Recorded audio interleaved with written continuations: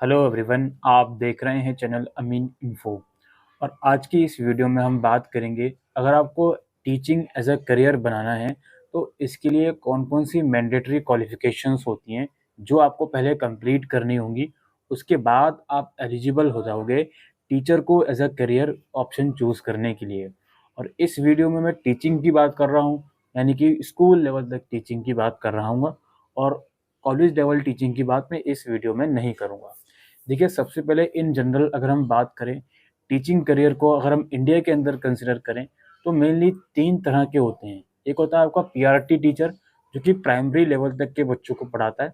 इसमें PRT teacher some of the cases में elementary level तक भी एलिजिबल हो जाता है। Elementary in the sense class 8 तक के बच्चों को। प्राइमरी के बाद आता है आपका टीजीटी टीचर, जो कि क्लास 9th एंड 10th तक के बच्चों को पढ़ा सकता है। फिर आता है आपका पीजीटी टीचर, जो कि 11th एंड 12th क्लास के बच्चों को पढ़ाता है। सबसे पहले हम बात करते हैं दोस्तों पीआरटी टीचर की, यानी कि प्राइमरी टीचर की। प्राइमरी टीचर की जो बेसिक क्वालिफिकेशन इंडिया के अंदर होती है वो ये होती है कि आपने टीचिंग के अंदर कोई डिप्लोमा किया हो, डीएलएड करा हो आपने, या बहुत से स्टेट में इसको जेबीटी भी बोला जाता है, इवन बीटीसी भी बोला जाता है। आपने टीचिंग का कोई भी डिप्लोमा कोर्स किया हो 2 साल वाला, उसके बाद आप पीआरटी टीचर के लिए एलिजिबल हो जाते हो। टीचिंग कोर्स कंप्लीट करने के बाद आपको रिस्पेक्टिव स्टेट का या सीटेट का एग्ज़ाम क्लियर करना होता है। पेपर 1 या पेपर 2 जो भी आपके क्वालिफिकेशन के अकॉर्डिंग होता है, वो आपको क्लियर करना होता है। उसके बाद आप एलिजिबल हो जाते हो गवर्नमेंट जॉब्स के लिए अप्लाई करने के लिए। फिर चाहे वो स्टेट लेवल वैकेंसीज हो, चाहे सेंट्रलाइज लेवल वैकेंसीज हों, यानी कि DSSB हो गए, केवीएस हो गया, या यूपी के अंदर वैकेंसीज हो गई, बिहार के अंदर अभी इतनी सारी वैकेंसीज निकली हुई हैं, वो हो गई। तो इसको करने के लिए पीआरटी टीचर के लिए आप लोगों को चाहिए डिप्लोमा। डिप्लोमा के लिए बेसिक रिक्वायरमेंट होता है क्लास 12 के बाद आप ये डिप्लोमा कोर्स कर सकते हो, जो कि 2 साल का होता है। कुछ कुछ जगह पर ये जो जेबीटी कोर्स है ये ग्रेजुएशन के बाद करवाया जाता है। लाइक यूपी के अंदर यूपी बीटीसी उसको कहा जाता है, जो कि ग्रेजुएशन के बाद करवाया जाता है। अच्छा, ये हो गई बात। इसके बाद बारी आती है हमारी टीजीटी लेवल टीचर के लिए। टीजीटी लेवल, अच्छा, प्राइमरी लेवल तो आप क्लास 5 तक के बच्चों को पढ़ाओगे। अब इसमें आप कोई भी सब्जेक्ट पढ़ा सकते हो प्राइमरी लेवल पर, तो ठीक है, वो तो अलग मैटर है। आप स्कूल के अंदर जो भी वैकेंसीज निकली हैं उसके हिसाब से वो सारी चीज़ें आपको पोस्टिंग के हिसाब से मिलती हैं। अब यहाँ पे बारी आती है हमारी टीजीटी लेवल की। टीजीटी लेवल का मतलब ये होता है 9th और 10th क्लास तक के बच्चों को पढ़ा सकते हो आप। 8 क्लास के बच्चों को भी पढ़ा सकते हो। इसमें कोई रिस्पेक्टिव सब्जेक्ट आप उनको पढ़ाते हो, जैसे इंग्लिश हो गया या कोई और रीजनल लैंग्वेज हो गई, और उसके अलावा मैथमेटिक हो गया सब्जेक्ट, सोशल साइंस हो गया, साइंस हो गया। साइंस के अंदर इवन आप समझ सकते हो 8 9 10th में आके बच्चों को फिजिक्स केमिस्ट्री के अलग अलग टीचर अलॉट कर दिए जाते हैं। तो वो सब चीज़ें हो गई। या कोई और सब्जेक्ट जो कि 9 10th तक के बच्चों को पढ़ाया जाता है, इवन इकोनॉमिक्स भी पढ़ाया जाता है कुछ कुछ स्कूलों में 9 10th में, तो उसे टीजीटी टीचर बोला जाता है। टीजीटी टीचर की जो बेसिक रिक्वायरमेंट होती है वो ये होती है ग्रेजुएशन और उसके बाद बीएड। जी हाँ। अब बीएड, काफ़ी स्टूडेंट ये कन्फ्यूजन में रहते हैं, सर बीएड किसी रिस्पेक्टिव सब्जेक्ट में करा जाएगा। देखिए, इन जनरल क्या होता है ना, जो आपका टीजीटी लेवल होता है इसके अंदर जिस सब्जेक्ट को आपको पढ़ाना है बच्चों को इन फ्यूचर, वो सब्जेक्ट ग्रेजुएशन में आपने कितना पढ़ा है उसको ज़्यादा तवज्जो मैक्सिमम जगह पर दी जाती है। और बीएड आप जिस सब्जेक्ट में कर रहे हो वो जनरली आपसे पूछा नहीं जाता। बहुत कम यूनिवर्सिटीज़ ऐसी होती हैं जो आपके एडमिशन से पहले ही आपसे पूछेंगी आपको किस सब्जेक्ट में बीएड करना है। जैसे डीयू के अंदर पूछ लिया जाता है, जामिया के अंदर भी इवन पूछ लिया जाता है मेन सब्जेक्ट आपका। और मैक्सिमम यूनिवर्सिटीज़ ऐसी होती हैं जो आपको पहले एंट्रेंस आपसे ले लेंगी, आपको बीएड करना है, हाँ जी बीएड कर लेंगे। अब आपसे पूछेंगे भाई बीएड में जब आपका एडमिशन हो गया कौन सा सब्जेक्ट आपके पास है ग्रेजुएशन में, उसके बेसिस पर बीएड करवाते हैं। तो टीजीटी लेवल जो होता है इसमें ये देखा जाता है कि ग्रेजुएशन हो आपकी प्लस बीएड हो, और जो भी सब्जेक्ट आप पढ़ाना चाहते हो कम से कम वो सब्जेक्ट तो आपने ग्रेजुएशन में पढ़ा होना चाहिए। और सिर्फ एक आधे बार से बात नहीं चलेगी, कम से कम कुछ मैक्सिमम 2 साल तक तो आपने ग्रेजुएशन में वो सब्जेक्ट पढ़ा हो, तो आप टीजीटी लेवल के लिए एलिजिबल हो जाते हो, यानी कि ग्रेजुएशन प्लस बीएड। और उसके साथ साथ आपको सीटेट का जो पेपर वगैरह होता है वो क्लियर करना होता है। इसके बाद, अच्छा, ये ग्रेजुएशन प्लस बीएड बोल रहा हूँ मैं। अभी बहुत से बच्चों का डाउट ये बनता होगा, सर मैं 4 ईयर इंटीग्रेटेड कोर्स कर रहा हूँ, मेरे साथ क्या होगा, मैं किस चीज़ के लिए एलिजिबल हूँगा।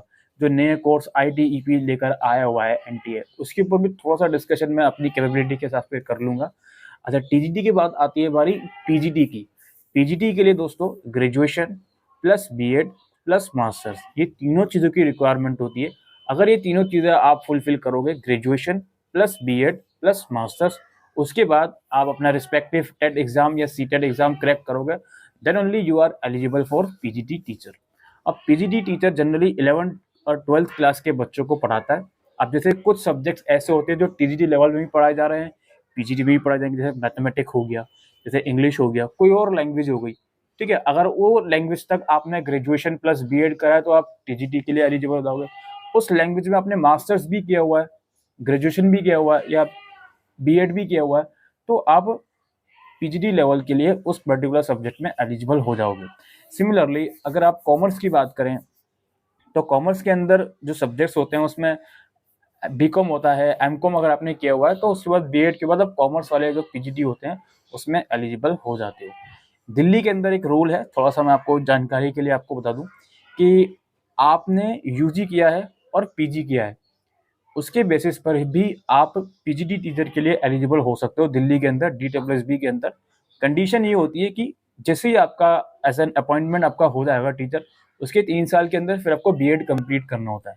ऐसे कुछ कुछ जगह पे प्रोविजंस हैं, अदरवाइज जो फॉर्मल रिक्वायरमेंट है वो यही होता है PGT के लिए graduation plus BEd plus masters. इसको करने के बाद आप as a PGT teacher eligible हो जाते हो। ये कुछ बेसिक रिक्वायरमेंट होती है टीचर बनने के लिए स्कूल लेवल पर।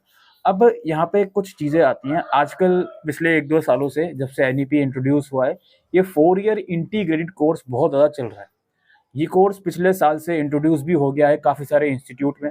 काफ़ी सारे इंस्टीट्यूट इस कोर्स को पहले से भी चला रहे थे BLED के नाम से, वो अभी भी चला रहे हैं, उनका नाम चेंज कर दिया बस। DU के भी कुछ 1-2 स्पेसिफिक कॉलेजेस हैं। अब वो जो कोर्स है, उस कोर्स को करने के बाद आप किस लेवल तक एलिजिबल होगे, अभी इसके ऊपर डिटेल गाइडलाइंस नहीं आई हैं। कम से कम आप ये समझ लो, अगर आप 4 ईयर इंटीग्रेटेड कोर्स कर रहे हो तो कम से कम आप एलिमेंट्री यानी कि 8th क्लास तक के बच्चों को पढ़ाने के लिए 101% एलिजिबल होगे। और इस कोर्स के अंदर कुछ और टर्म्स एंड कंडीशन भी एड ऑन करी जा रही हैं time to time, so that आने वाले समय में ऐसा भी पॉसिबिलिटी हो सकती है कि टीचर बनने के लिए सिर्फ इन्हीं कोर्स की रिक्वायरमेंट होगी, 4 ईयर इंटीग्रेटेड कोर्स, जो कि आप क्लास 12 के बाद परस्यू कर सकते हो और अपना टीचिंग लेवल पे जा सकते हो किसी भी लेवल पर।